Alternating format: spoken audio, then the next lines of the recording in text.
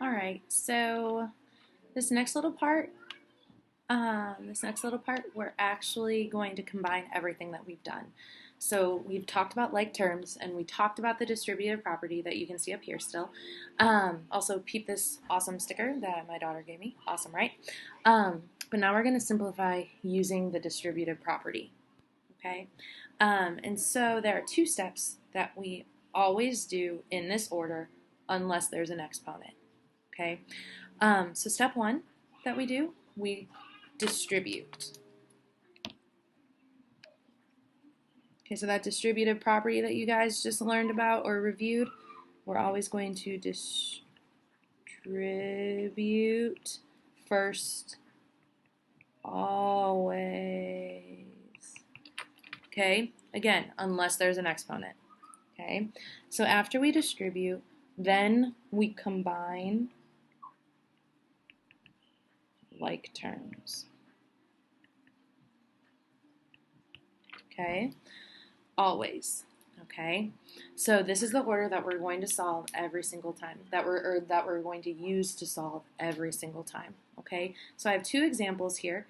I'm going to try to do them in color, but I don't want to overwhelm you, so I am going to use like black or blue or something like that.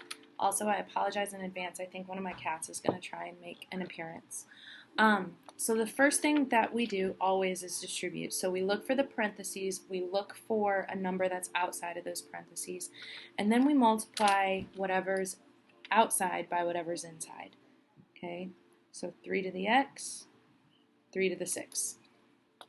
Okay, so when we distribute, we have 3 times x, which is 3x, and then we have 3 times positive 6, which is 18 minus 2.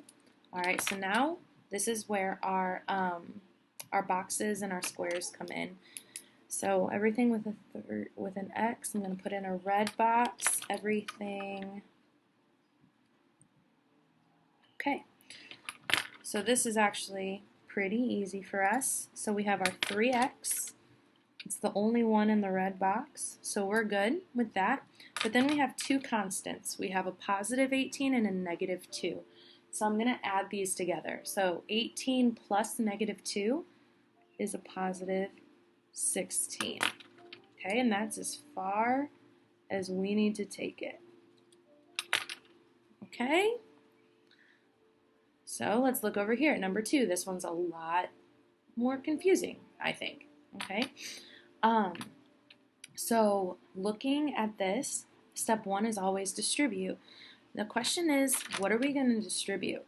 Okay, so looking here, I have a positive 2. So notice I put a box around that positive 2. That means we multiply by the positive 2. So we're going to take 2 times y, positive 2 times negative 5. Okay, so I'm just going to go ahead and rewrite some stuff. So we have 7y. All right, so then we have 2 times y, which is a positive 2y, and then 2 times negative 5, which is negative 10, and then we have this plus y hanging out back here. Okay, now that we have distributed everything, now we're going to combine like terms. So everything with a y in it, I'm just going to put into a red box here. Everything that's not, I'm just going to circle in green. Okay, before we move on, this should kind of make something go beep, beep, beep, beep, beep in your head. All right, there's no number in front of the y, which means we have the understood 1 hanging out. Okay, it's hanging out there. So when we add it, we have to add the 1 together too. All right, so I don't know if I said this when we combine like terms, and if I didn't, that's entirely my fault. When we combine all of the red boxes, we have to add their coefficients together. All right, so how many total y's are we actually going to have? We're going to have 7 plus 2 plus 1. So 7, 8, 9, 10. So we'll have 10 y's And then we have this random negative 10 because there's no other constants. And I'm done.